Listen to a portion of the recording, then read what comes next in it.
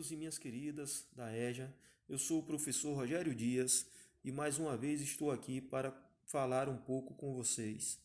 Desta vez falaremos sobre um tema muito legal. Vamos falar sobre gênero textual de forma bem rápida e simplificada. Primeiramente, vamos entender o que é gênero textual. O gênero textual refere-se às diferentes formas de linguagens empregadas em um texto e são classificados conforme suas características, ou seja, os gêneros textuais têm características próprias que os identificam. Como, por exemplo, de gênero textual, eu cito um poema.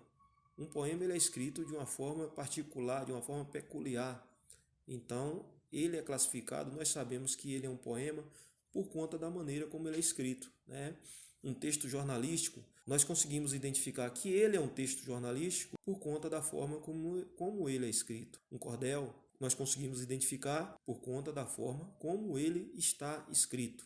E também são assim os dois gêneros dos quais nós falaremos, a fábula e o apólogo. Falaremos brevemente sobre esses dois gêneros. Vamos entender quais são as principais características e como podemos identificá-los. A fábula, por exemplo, ela apresenta uma narrativa figurada curta. Ela pode ser escrita em prosa ou em verso. São características da fábula. Nós já temos duas características delas aí. Ela tem como principal característica apresentar animais com características humanas. Então, os personagens principais da fábula são animais com características humanas. É o que vai dizer se o texto é uma fábula ou não, são os personagens. Então, são personagens, são animais com características humanas. E no final da história, as fábulas apresentam sempre uma lição de moral. Eu cito como exemplo de fábula um texto conhecido que acho que vocês já devem ter visto ou lido até, A Cigarra e a Formiga, O Sapo e o Boi. Então existem várias fábulas, né? Então eu acho que de alguma forma vocês já devem ter visto ou até lido alguma dessas histórias que eu acabei de citar.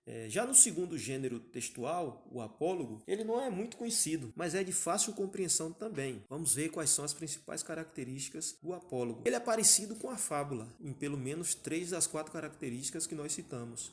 O apólogo ele é uma narrativa figurada e curta, assim como na fábula. Ele pode ser escrito tanto em prosa quanto em verso, também como na fábula. Ele apresenta uma moral ao final da história, também assim como a fábula. Porém, no apólogo, os personagens são seres inanimados que apresentam características humanas. O que são esses seres inanimados? Como exemplo, eu digo, uma agulha que pode conversar com um novelo, é um ser inanimado, são seres inanimados. Uma mesa que conversa com a cadeira, uma xícara que conversa com o pires. Então são objetos, seres inanimados que ganham vida nesse tipo de gênero textual. Vocês perceberam? Só há uma diferença entre as 4 que eu citei, da fábula e do apólogo. A diferença está simplesmente nos personagens. Mas tem algo que nós precisamos saber também. Tanto na fábula quanto no apólogo podem aparecer outros tipos de personagens. Podem aparecer até seres humanos. Porém, os personagens principais são os que caracterizam o gênero textual. Por exemplo, na fábula, os personagens principais devem ser animais com características humanas. E no apólogo, seres inanimados com características humanas. Agora, quando vocês lerem um desses tipos de textos, espero que consigam identificá-los com facilidade.